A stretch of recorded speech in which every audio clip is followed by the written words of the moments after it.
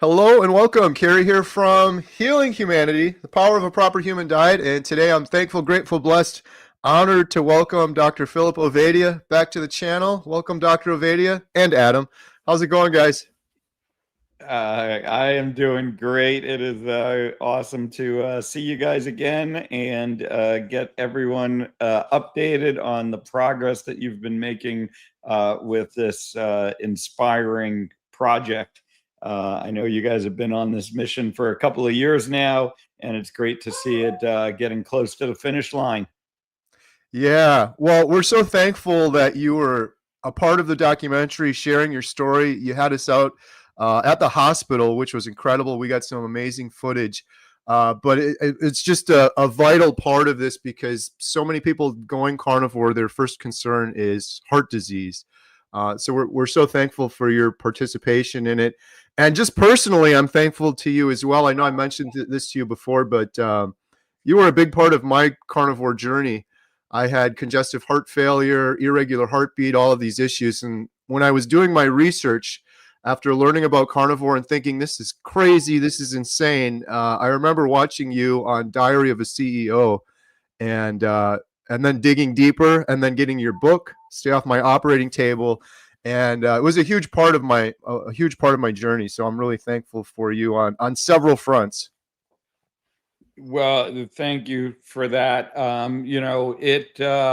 It's kind of humbling and amazing to see how this has all come about, and being able to get the message out on platforms like Diary of a CEO, so that we can help clear up the misunderstandings and the misconceptions around a carnivore diet. And really, at the top of that list is always the heart disease concern. And we're getting more and more evidence every day, and we're seeing all the amazing results that people are getting from taking this dietary approach. And I am, thankful that I can help allay people's fears so that they're not discouraged from doing this diet that has the power to heal so many conditions. Yeah, absolutely. And you gave me some advice, the advice you've given on your channel about some testing that I've done. I want to share that with you in just a second because I just got some results back. But one of the things I wanted to ask you, because I've interviewed hundreds of carnivores at this point. Adam and I traveled around the world for the documentary. We did 60 interviews for that, but between that and the YouTube channel, and I see this thing, Dr. Ovadia, where someone goes carnivore, they start experiencing just incredible healing, like they don't believe. They go get their blood work done. Their doctor orders them a basic lipid panel. The results come back. The doctor says, you got to get off this carnivore and we're going to put you on a statin. Can you talk about a little bit like what's wrong with that, and what are some other things that maybe we should be testing for or looking at? Yeah, and it's unfortunately. Uh-oh.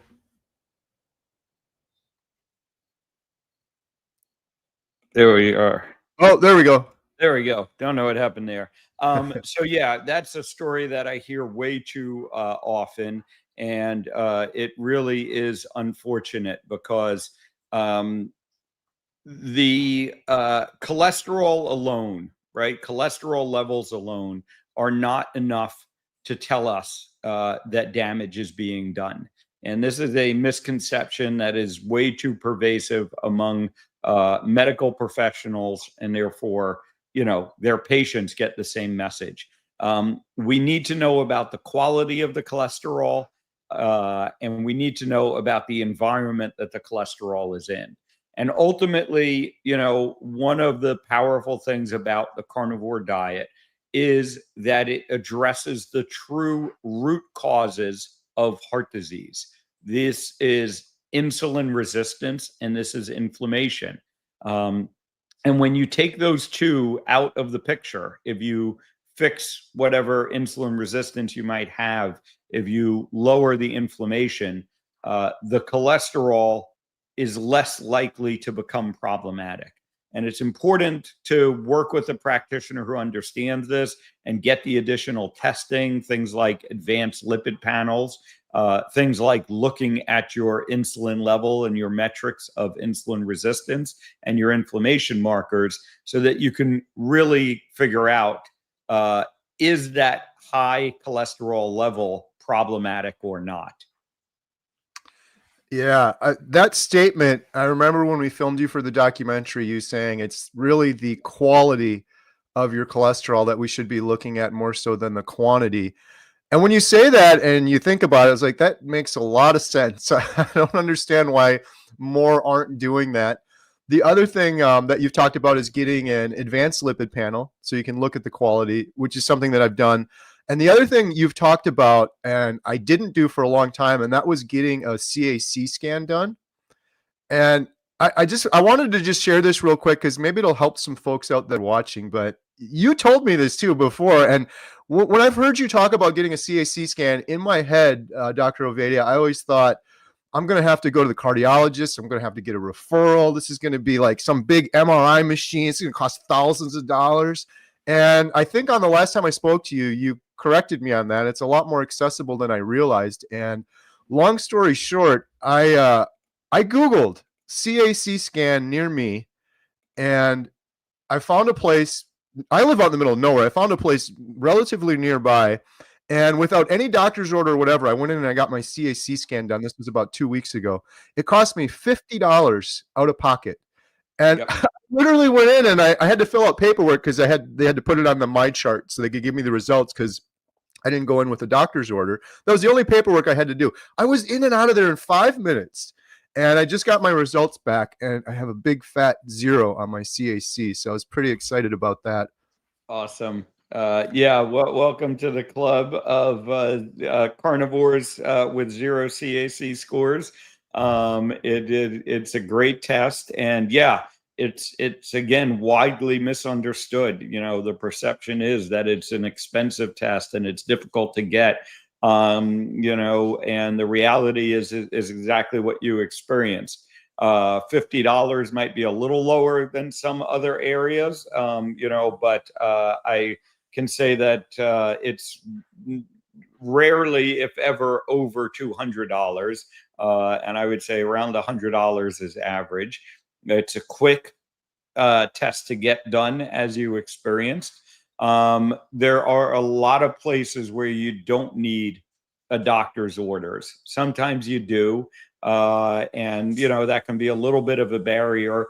Although I do find that primary care doctors increasingly are willing to order this.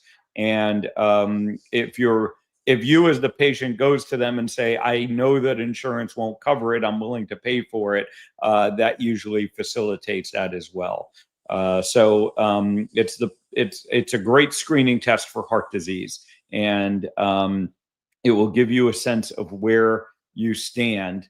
And if you have a 0 score, you can be confident that your risk of having a heart attack in the intervening, the following 3 to 5 years is very low. And a lot of times, a lot of people, right, are discovering, right, they're doing the carnivore diet. They've been, scared by their doctors about their high cholesterol level. And the CAC score is a perfect way of helping to relieve some of those fears. Absolutely. Well, I have a follow-up question on the CAC and statins, but maybe first, if it's okay, Dr. Ovadia, um, we've got a new trailer. We want to premiere the trailer to your audience, to our audience here. But we did a trailer earlier that a lot of people haven't seen. I see there's some new names in the chat here. So maybe we'll show the first trailer and then chat a little bit more if that's all right.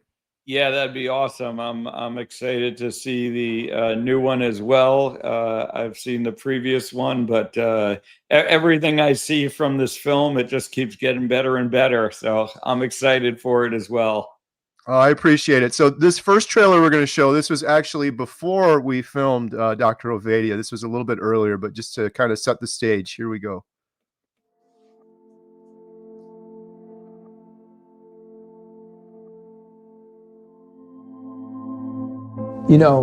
I've been a doctor for nearly 30 years now. We've all been misled for so long. They gave me pills for anxiety. They gave me pills for depression. Our bodies are so deficient and so malnourished that of course you're going to get diseases. Of course you're going to get sick. I believe that I may have caused my cancer. It is no way to live. It's a nightmare. I was just so hopeless for so many years. It just kills me to know that the answer was out there the whole time. You know, just because you put something in your mouth and chew it doesn't make it food. Food is species specific.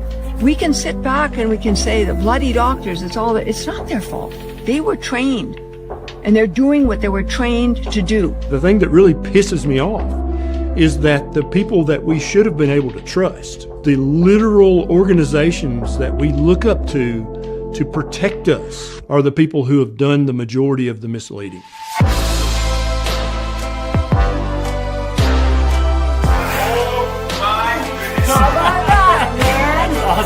I'm 82 years old, which is just a chronological number. So you put the right fuel in the engine and the engine works. I've now transitioned from a disease manager to a disease healer. I've transitioned from a drug dealer to a healer. 3 weeks ago, I didn't know this man, Bill, from Alaska. Bill is 700 pounds and he's been stuck in his house for 4 years.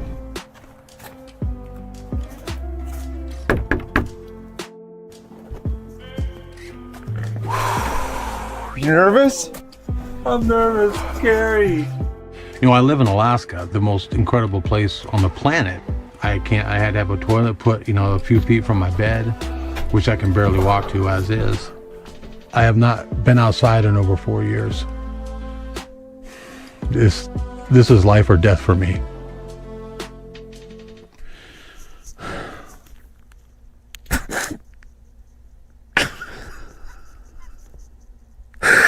I'm sorry, Karen. I'm sorry about that. Here. Man, Thanks, dude. Oh my gosh. Oh my gosh. Now, for the first time in a long, long time, I'm looking towards the future, which I've not had in such a long, long time. And it's just the most incredible feeling. There we go. So that was filmed some time ago. Part of the reason we had to do more trailers, Dr. Ovadia, is because we couldn't keep up with Bill's progress. That was at 200 days. He started at 700 pounds and he's now he's close to half the man he used to be. He's almost down 350 pounds. But his story is a huge one in our documentary. We filmed him on day one, and then what you didn't see there was when we went back 1 year later, watching Bill go outside his house into the beauty of Alaska after being trapped for 4 or 5 years. So it's an incredible story. I'm hoping Bill can get some heart tests done as well. That was another question I had for you, Dr. Ovadia. One issue with Bill was, I don't know if the word chronic's right, but severe AFib for many years prior to carnivore. Does carnivore help with AFib as well? I have seen patients with atrial fibrillation that have experienced improvements when they go on carnivore. There is certainly a inflammatory component to atrial fibrillation, and because carnivore can help reduce inflammation, that's why I know it has the potential and have actually seen it in practice improve patients' atrial fibrillation. And Dr. Ovadia, for people that are watching on my channel that want to learn more or follow you, or I guess, can they get help from you? That's a question I guess I have, because I have a lot of people with some advanced questions about heart disease that I'm not able to answer. Is that something that you or your team could help them with? Yeah, so I do have a telemedicine practice. So we see patients everywhere throughout the U.S. and even internationally.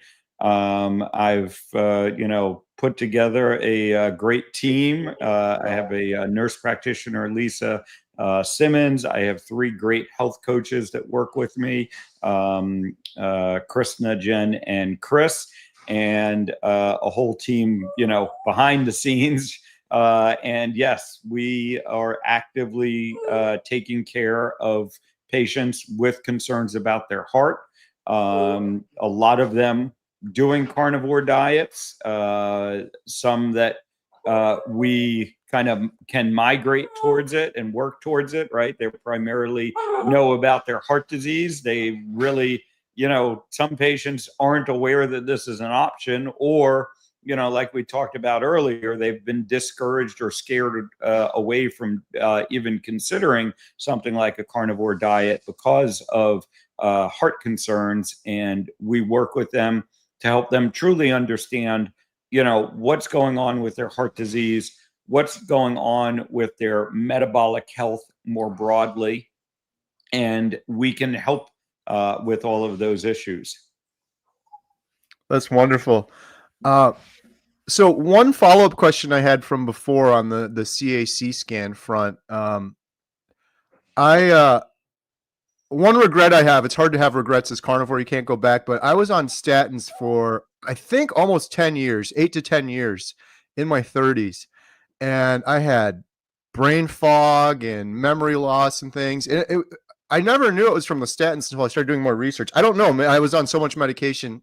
I know that is one of the side effects of statins, but I'm so regretting now that I didn't just get that CAC score earlier. Would that have, if I would have gotten a CAC score when they're like, put you on statins, and I had a big fat 0, I feel like I would have been like, okay, I'm just going to maybe get another CAC every couple of years and keep a close eye on it that way versus having all of these detrimental side effects. Is that a decent approach, or are there cases where you get a 0 CAC and you'd still want to go on statins? Yeah, I do not believe there is any indication for going on statins with a 0 CAC score. And I would strongly advocate for people to get a CAC score before going on statins. Now, there is an argument, right? If you're very young, it's not that the CAC score is invalid. It's just that you're expected to have a 0 CAC score in your 30s, for instance, and there'll be an argument made that, that doesn't tell you about your 20, 30-year outlook, the CAC score. It's more of maybe a 3 to 5 year window. But again, I don't believe that argument really holds up. And like you talked about, and what I do with patients is, okay, so you just repeat the score every, 3 to 5 years. And as long as it's staying 0, I do not see any good indication to put someone on statins. We certainly know the data from, let's say 50 and 60-year-olds is pretty clear. If you have a 0 CAC score, there is no benefit to taking statins, no matter what your cholesterol is. Like I said, that may not apply the same way to 20 and 30-year-olds, but I still think it's a good starting point. And I do believe we should more widely be using CAC scores, and we should be putting a lot less people on statins ultimately.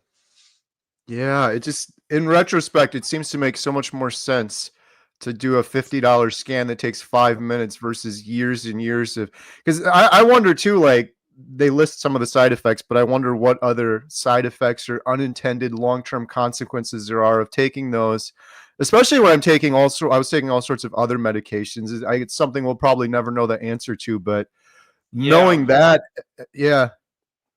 I mean, there is a big one that we do know, right? Taking statins for more than 5 years, especially at higher doses, clearly increases the risk of developing insulin resistance and type 2 diabetes.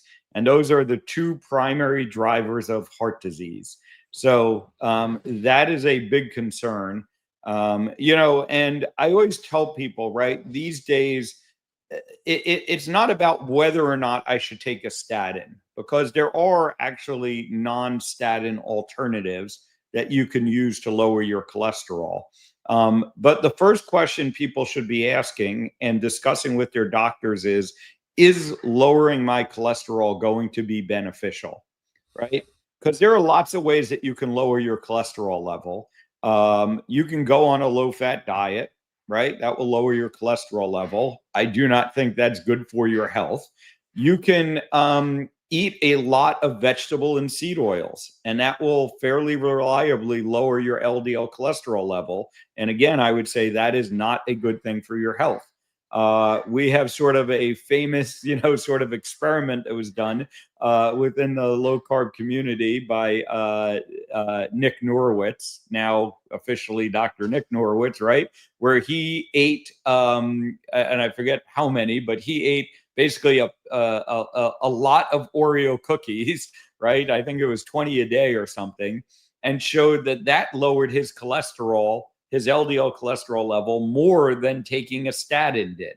And I don't think anyone would argue that eating, large amounts of Oreo cookies are good for your health, but it does lower your LDL cholesterol level. So what people need to understand, what we need to start to shift this thinking is lowering your LDL cholesterol is not the right goal.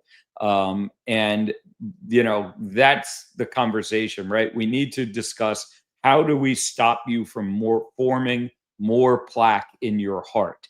And that's a whole different conversation that leads you to some different answers. One of which is a carnivore diet can be very beneficial for that. Yeah, absolutely. That was the other thing. Now that I'm learning all of this, my whole life leading up to this, meat was demonized so much. Saturated fat, I avoided it. Salad for lunch, salad for dinner, a little bit of low fat, like chicken breast.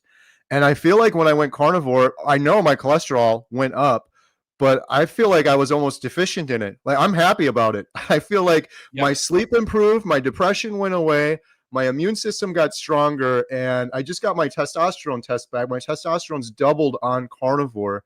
I feel like I was kind of lacking in it before, and that was causing issues. But the other thing for me with the statins was, when I started going down the rabbit hole more after being on them for so many years, was the actual risk reduction, or the benefits of taking a statin. And I don't know if I've got these numbers right, but the last thing I read was something like 99 out of 100 people it's going to do nothing for, and maybe one person out of 100.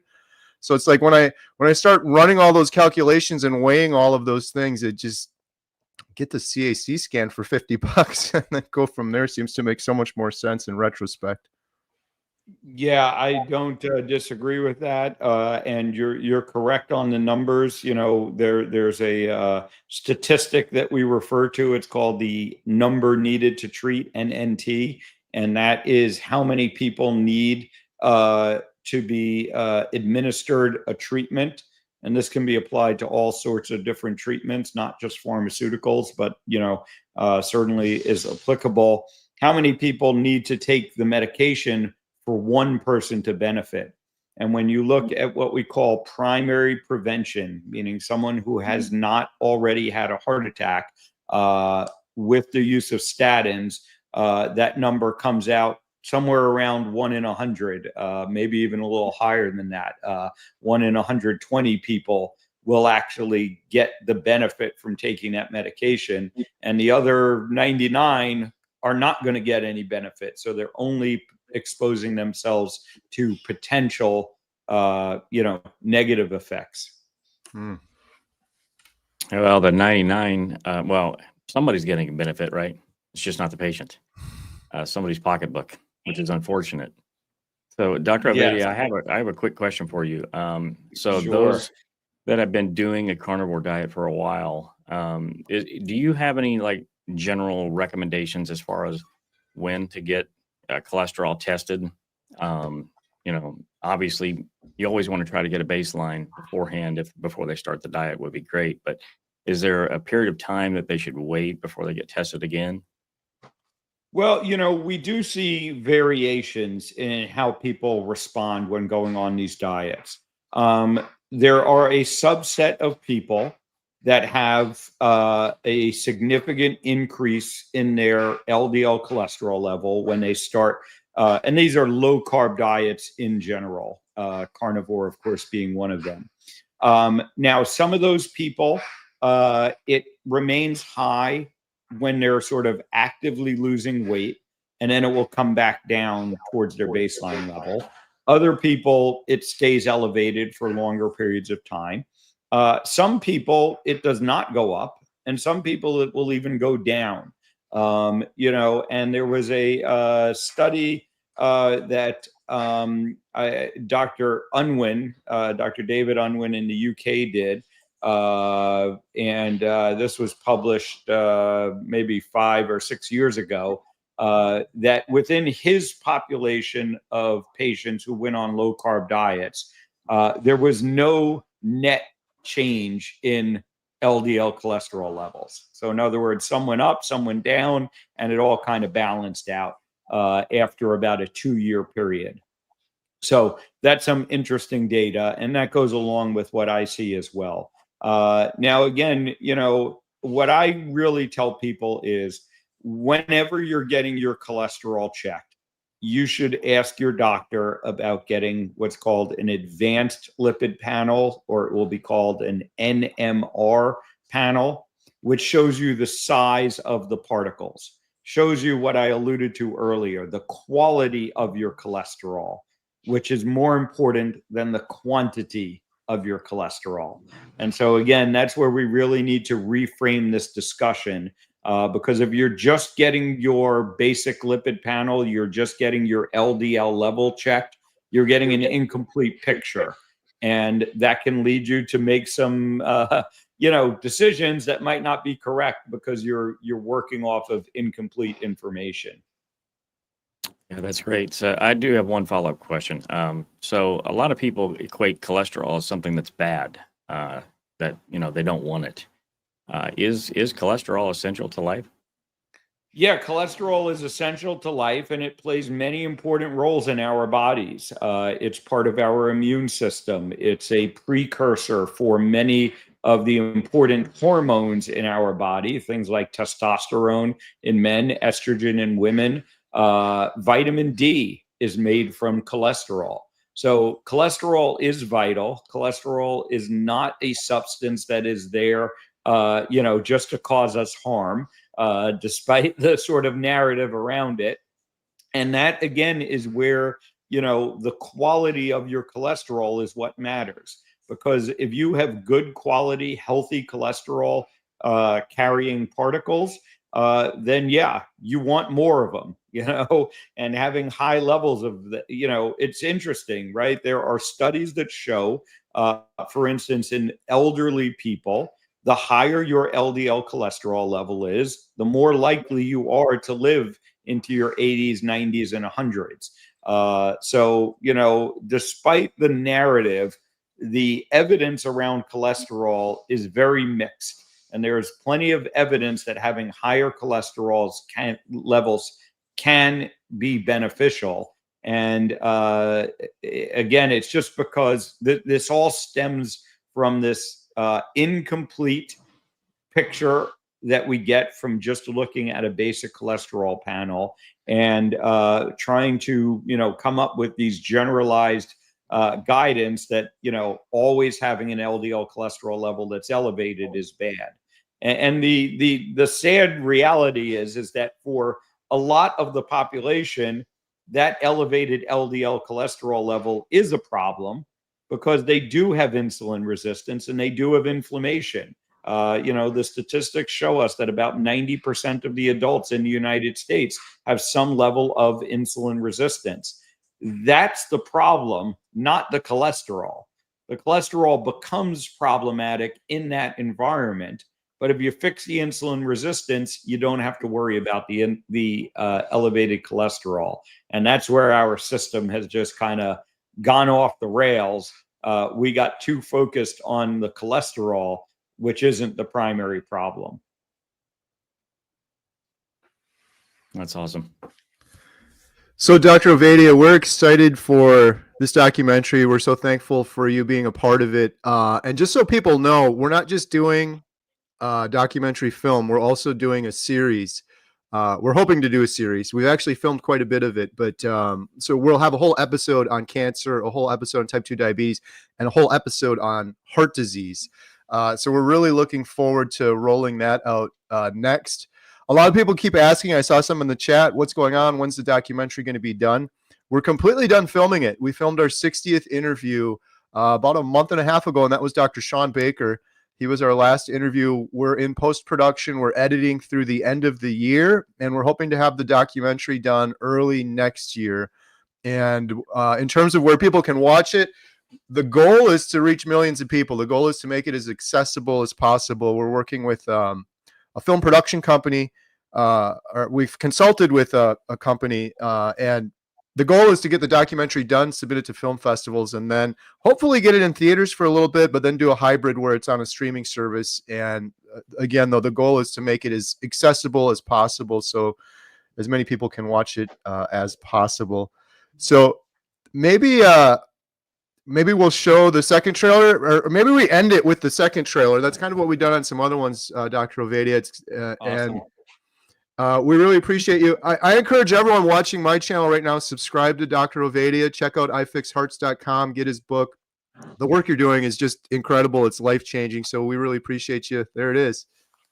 Stay off my operating table. Thank you, Adam. Welcome. Yeah, is there anything else you want to mention or shout out? Anything you got coming up, Dr. Ovadia, before we show the trailer? Yeah, I'll give a little sneak preview to this audience that there is a second book in the works that's going to be coming out middle of next year, 2026. So hopefully shortly after the documentary, and then some upcoming events that I know I'll be at, and I think maybe you guys are going to be at some of these as well. Coming up pretty soon in Tennessee, Low Carb for Better Health.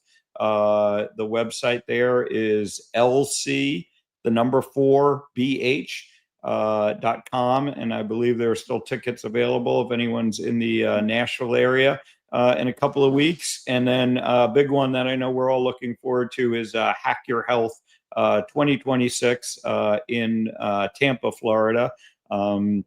I'm particularly excited about that one because I don't need to travel for it. And that's coming up in November. And again, I know tickets are available. Go to hackyourhealth.com, and you can use discount code ifixhearts on that one to save some money on the admission. But that's going to be a great, very big conference, couple of thousand people expected, and a lot of the big names in carnivore world will be there. So look forward to seeing people there. Yeah, and we'll be at both of those. So we'll look forward to running into you there, Dr. Ovadia. And Hack Your Health, Bill Knott, who we saw in the trailer, is going to be at Hack Your Health, which is incredible. It's going to be the first time he's flying, and he's got quite an audience he's built up. So people are excited to see him come out on stage. It's going to be incredible. So looking forward to those. So the trailer we're about to show you, Adam, can you just quickly share the stats of what we filmed and what we've been doing? Because a lot of people are like, why is this taking so long? It's turned into kind of an epic. So where are we at, Adam? So we filmed 48 individuals, and that's roughly 60 interviews. And that equates to 430 hours of footage and over 5,500 actual individual clips in 4 countries around the world. Yeah, so it's been a lot. And when you do a movie, you have several trailers and clips for different purposes. The trailer we're about to show you now, the purpose was to show the scope of this project. We've got a lot of generous donors that have supported us through the last 2 years, and we wanted to show them, like, we've been working hard. We've been traveling all around the world. So this trailer is a little bit different than your typical trailer, but I urge everyone to stay tuned as well, because we're going to be having a final trailer just before the documentary's done near the end of the year. That's going to be more of your typical trailer, and that one's going to have more of Dr. Ovadia in it as well. And but the goal was to show the scope and scale of the project. Anyone that watches this, if you're interested, we always get questions in the chat. How can we help? The best way you can help is share the trailer, and you can do that at healinghumanity.movie. You can go there right now. You can watch the trailer. You can share the trailer. You can sign up for our free email newsletter where we'll notify you when we finish the next trailer and the documentary's done. And you can support us through GoFundMe or purchasing the Healing Humanity shirts. Every penny goes to the documentary. I don't get a paycheck. So yeah, with all of that said, we'll roll the trailer. And huge thank you to Dr. Ovadia. I think we'll drop off after this, but we really appreciate your participation and having us on here today. So thank you so much. Awesome, guys. All right, we'll see you. Here we go with trailer 2.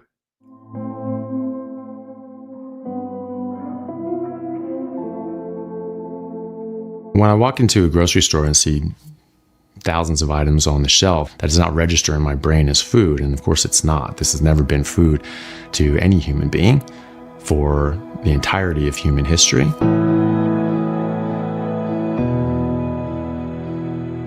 We've been soaking up the wrong information for so long. Everything I thought I knew about nutrition turned out to be wrong. And it doesn't take that long to figure it out if you look at the actual science. Your body, even though you feel like it betrayed you years ago, you actually betrayed it. I was following the rules and getting sicker for it. I was hopeless. I was really hopeless, and I thought, yeah, this is the way it's going to be. I don't think I would have made it. I honestly don't. I mean, I was 69 pounds, almost hooked up to a feeding tube. I probably had 30 days left until I was dead. My thought was, I'm going to die, and I'm not going to have a chance to tell everybody that I love them one last time. That's just more pills and more pills and more pills and more sickness and more disease. I look at people now on the street and I see them not doing well, and I just wonder what the food that they're eating is doing to them.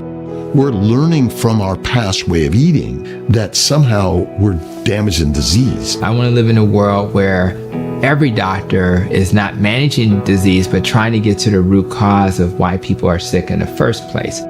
That's what being a doctor's all about, isn't it? Being able to take somebody who's got no hope and give them hope. And it's a real hope. It's a true hope. It's not a false hope. I'm not interested in any other profession.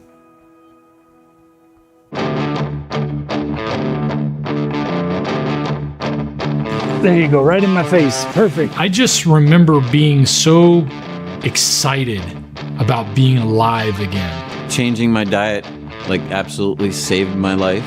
Plain and simple, I would not be here today. I have my life back. It was like with a new lens, new eyes, was using them for the first time. Even though I'm 5.5 years in, I still wake up feeling impressed. I felt the best I ever felt in my life. I never thought I'd have a life. I really thought my life was over. And if I hadn't have found this lifestyle, that I would not be sitting here with you today. No way. I'm 82 years old, which is just a chronological number. Pull yourself up, you swing your leg over and you're over. It's not healthcare, it's sick care. We don't need doctors if we're eating properly. We don't need medication.